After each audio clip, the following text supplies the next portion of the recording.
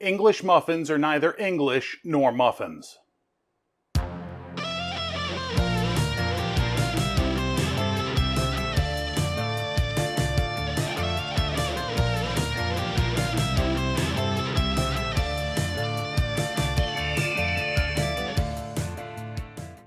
So you're in the mood for a delicious breakfast sandwich, but you don't feel like making the old BECSPB. So what's a good alternative with a fresh baked roll? How about an English muffin sandwich, also known as a McMuffin? McDonald's sucks, that's a fact. But you can make this at home, cheaper, easier, and way more delicious. English muffins is the focus of today's episode, but we're going to make an egg sandwich out of it. But trust me, it's easy, it's delicious, you're going to have a good time making it. Let's get it done.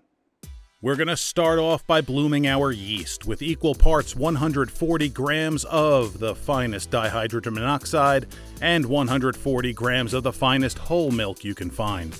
We're going to mix that together, stick it in the microwave, and we're going to get that temperature between 100 and 110 degrees. We're going to add our yeast, and then we're going to give it a stir. We're going to get all that yeast all nice and moist. Look at that. I love watching yeast bloom. It's actually really cool. So we're going to let that sit for about 10 minutes. And then it's going to wake up. It's going to get a little bit foamy. Look at that. That's what we want. We're going to give it another mix just to make sure everything's fully mixed.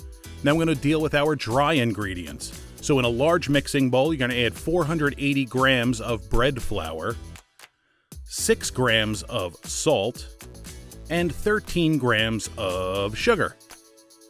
Get yourself a whisk and whisk that together. The reason why I'm measuring in metric is because it is more accurate. And if you don't think that you use the metric system here in the United States, then explain to me your 9mm and your 5 grams. Mix all of that together with a whisk, and then we're going to add our delicious yeasty, milky goodness.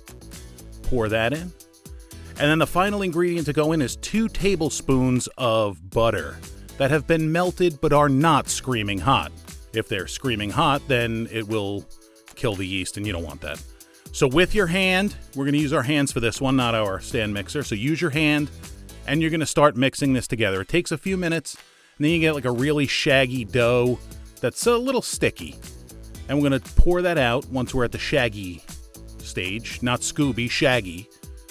And now we're just going to mix this, continue to knead it, fold it over on itself, push down. All of those little scraps of dough that have flaked off, we're going to kind of press into those and incorporate all of this together. And then after about 7 to 10 minutes or so, you're going to have a nice, smooth, supple, really sexy dough. Look at that. It's beautiful. So once you're fully kneaded, wrap it under itself into a nice, tight ball. Give it a slap for good luck. Now in another large bowl, we're going to spritz it down with a little cooking spray, plop that in, give it a little jiggle, maybe a little more cooking spray on top because we don't want this to stick to anything. Cover it with some plastic wrap, and then you're going to set this into a warm place for about an hour until it doubles in size. Don't buy cheap plastic wrap, it doesn't stick, as you can see here. So there we go. 1 hour, warm spot, let it rise. And then after an hour, there we go. Look at that. It's doubled in size. It's beautiful. It smells good. Punch the excess air out of it. Little light flour on your work surface. And then plop that bad boy down. Now, my board that I work on is a little on the smaller side, so I'm going to cut this in half. If you're working on a bigger surface, you can leave it whole. So I'm just going to put that off to the side, work with one half, and then work with the other. So take our rolling pin, and we're going to roll this till it's about a ½ an inch thick. You don't want it too thick, and you definitely don't want it too thin, otherwise you end up with a crumpet and not an English muffin, which is kind of where English muffins came from. But that's not the point right now. Take your 3-inch, or in my case 3 1/4 inch dough cutter, and we're going to cut our discs of dough. It's kind of what we're doing. You should be able to get a nice dozen out of this, maybe a little bit more. And the excess dough that's around, we're not going to discard that. We can re-roll that. into more delicious English muffins. So put that off to the side and repeat the process until all of your rounds are cut. Then we're going to transfer them onto a liberally dusted with cornmeal baking sheet. Cornmeal is a traditional. You can use flour if you don't have any, but the yellow cornmeal is definitely the gold standard. So there we go. There's all of our beautiful rounds of dough that are going to turn into beautiful English muffins. I'm going to sprinkle the top with a little bit of that cornmeal just so it doesn't stick when it rises up. Not a lot, just a little pinch. And we're going to cover it with our finely stained baking sheet, inverted. Stick that into a warm spot for about another half hour. And then after the half hour, plumpy. Look at those. They're beautiful. Now it's time to cook them.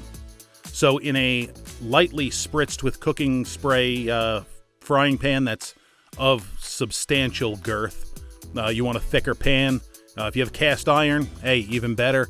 I don't like using cast iron on the glass top, so I have this nice heavy bottom. So set them down 5 to 7 minutes at medium heat. And you want this pan preheated, by the way. You don't want to start with a cold pan. So medium heat, 5 to 7 minutes. Give it a little flippity, and cook it for another 5 to 7 minutes. Look at the golden brown deliciousness on that. I'm going to do that same thing to the top. It is beautiful. Now a little hint is wipe the pan out between each batch. There we go. Put it onto a cooling rack and continue on until all of them are done. So you could stop here, you could put butter on it, you could put cream cheese and jam or anything like that on it, but we're going to go the step further and we're going to put sausage and egg and cheese on it and make it that more delicious. So let's get that done. So for our eggy sandwich, we're going to take a little pat of butter in one of our fork split English muffins.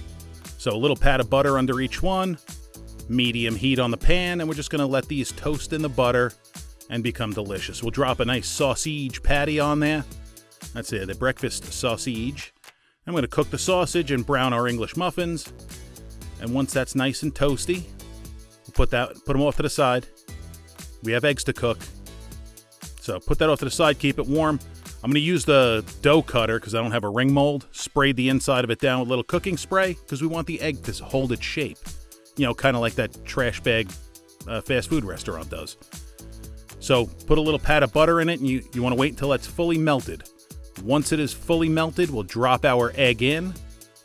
And we're going to let that cook until the white is almost fully set. Once it's almost fully set, just give it a little turn, gently pull it off. Now your egg will hold that perfect shape for that perfect English muffin. Let it go for another couple seconds, then give it a little flippity flip. That's a little burned butter from under the rim of the ring, which is fine. Just kind of scrape it off. Let the egg finish cooking to your desired level of doneness. I don't like my yolk too runny on a sandwich. And there we go. Now it's time to put it together. Bottom piece, little eggy. Now, this is the most important part of any breakfast sandwich is government cheese. This is one slice that I tore in half. We'll give it a nice little X shape on there because X marks the spot, you know what I mean? Season it with some freshly ground black pepper and a little pinch of kosher salt. Just a little bit. You don't want too much salt. The sausage is salty. The butter is salty. Apply your sausage patty. Put a lid on it. Let it sit for just a minute and then stuff it in your face. Can we just take a moment to look at that? To look at the browningness on top. It's just, so good. Look at that. Egg sandwich.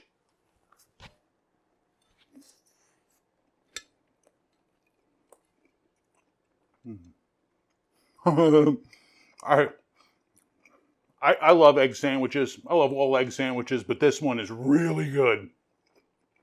So there you go. Simple, basic English muffins. You probably have everything to make it in your pantry already, and if not, it's pretty cheap. Comes together fairly quick, and it's so worth the extra time. I mean, sure, you could go through a drive-thru and get garbage, but then again, why would you? When you can make it at home and have fun and have a nice shared experience, right? You know what I mean? You know what I mean. Know what I mean, Vern? So anyway, I really appreciate you guys watching. If you like this recipe, if you tried it out and it came out good, came out bad, whatever, drop it down in the comments. Let me know how you did. Want to tell me I suck? Drop that down in the comments. You got a suggestion of something you want to see me make? I take suggestions. Drop that down in the comments. But like I said, I really appreciate you watching. Thank you so much. Don't forget to subscribe if you're not subscribed. Hit that like button, and we'll catch you on the next one.